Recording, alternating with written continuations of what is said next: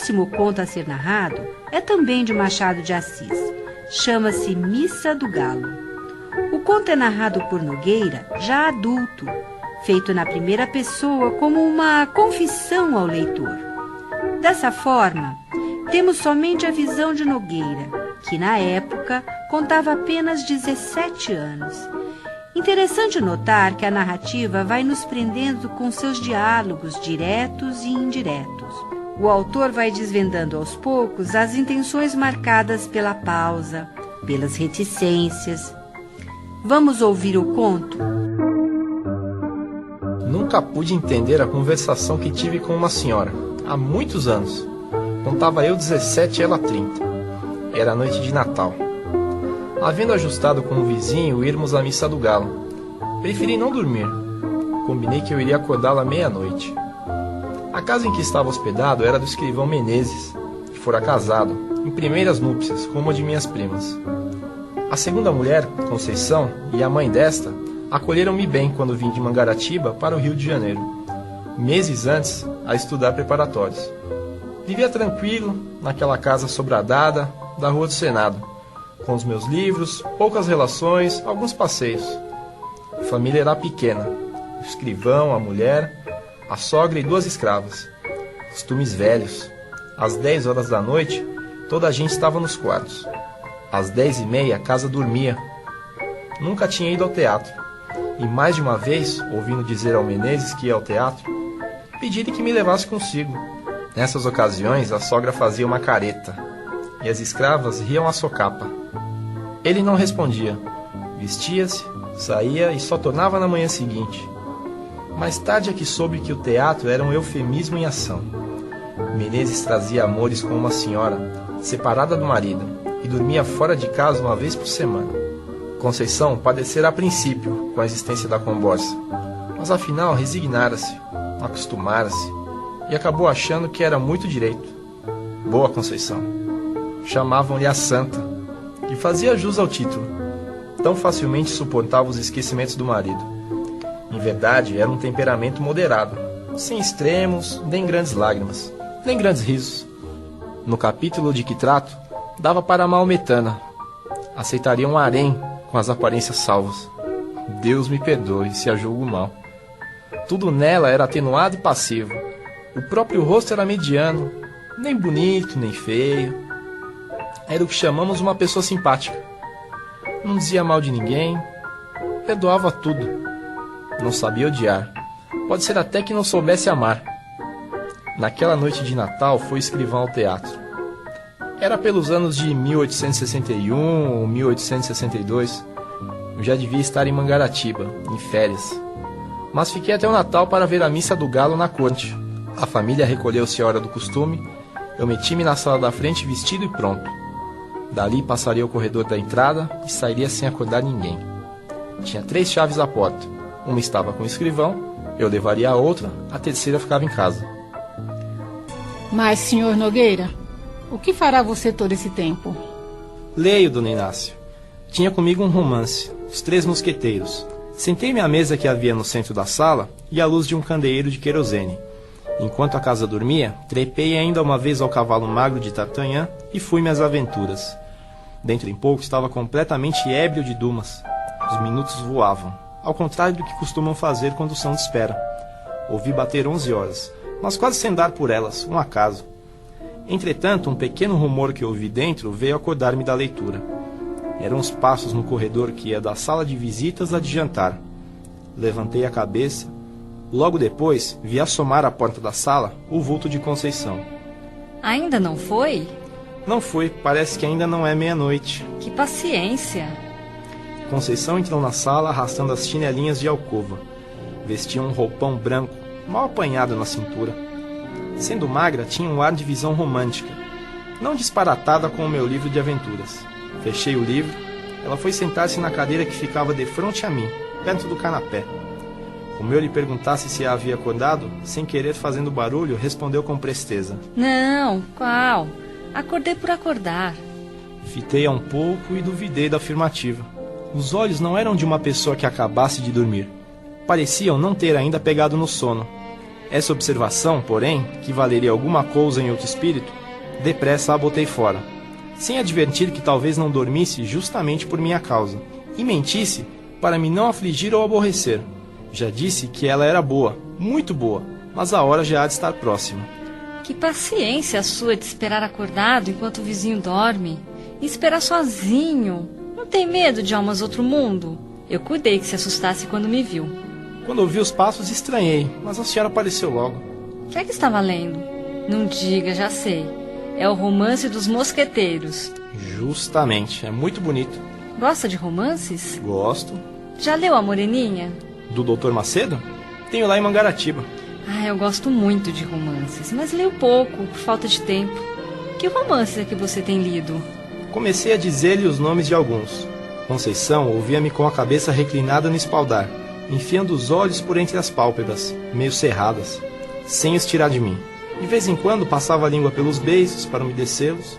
Quando acabei de falar, não me disse nada. Ficamos assim alguns segundos. Em seguida, vi endireitar a cabeça, cruzar os dedos e sobre eles pousar o queixo, tendo os cotovelos nos braços da cadeira, tudo sem desviar de mim os grandes olhos espertos. Talvez esteja aborrecida, pensei eu. Dona Conceição, creio que vão sendo horas e eu já vou... Não, ainda é cedo. Vi agora mesmo o relógio, são 11h30, tem tempo. Você, perdendo a noite, é capaz de não dormir de dia? Já tenho feito isso. Eu não. Perdendo uma noite, no outro dia estou que não posso. E meia hora que seja, hei de passar pelo sono. Mas também, tô ficando velha. Que velha o quê, Dona Conceição? Tal foi o calor da minha palavra que a fez sorrir. De costume, tinha os gestos demorados e as atitudes tranquilas. Agora, porém, ergueu-se rapidamente, passou para o outro lado da sala e deu alguns passos, entre a janela da rua e a porta do gabinete do marido. Assim, com o desalinho honesto que trazia, dava-me uma impressão singular. Magra, embora, tinha não sei que balanço no andar, como quem lhe custa levar o corpo. Essa feição nunca me pareceu tão distinta como naquela noite. Parava algumas vezes, examinando um trecho de cortina ou consertando a posição de algum objeto no aparador. Afinal, deteve-se ante a mim, com a mesa de permeio. Estreito era o círculo das suas ideias.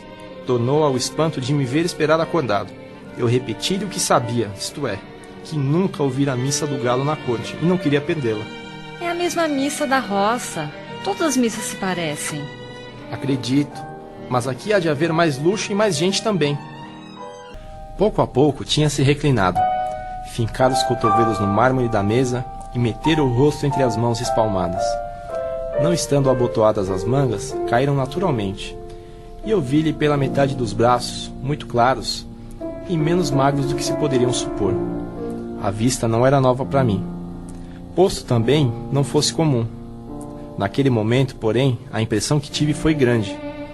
As veias eram tão azuis que, apesar da pouca claridade, podia contá-las do meu lugar.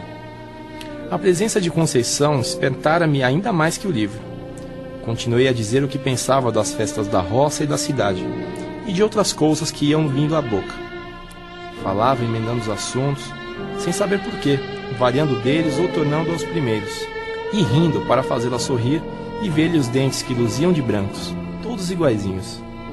Os olhos dela não eram bem negros, mas escuros, o nariz seco e longo, o cantinho curvo, dava-lhe ao rosto um ar interrogativo.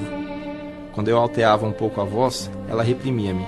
Mais baixo, mamãe pode acordar. E não saía daquela posição, que me enchia de gosto. Tão perto ficavam as nossas caras. Realmente não era preciso falar alto para ser ouvido. Cochichávamos os dois. Eu mais que ela, porque falava mais.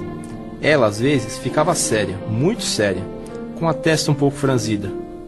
Afinal, cansou, trocou de atitude e de lugar. Deu a volta à mesa e veio sentar-se do meu lado, no canapé. Voltei-me e pude ver a furto o bico das chinelas, mas foi só o tempo que ela gastou em sentar-se. O roupão era comprido e cobriu-as logo. Recordo-me que eram pretas. Conceição disse baixinho: Mamãe está longe, mas tem um sono muito leve. Se acordasse agora, coitada, tão cedo não pegava no sono. Eu também sou assim. O quê? Perguntou ela, inclinando o corpo para ouvir melhor. Fui sentar-me na cadeira que ficava ao lado do canapé em repetir-lhe a palavra. Riu-se da coincidência. Também ela tinha o sono leve.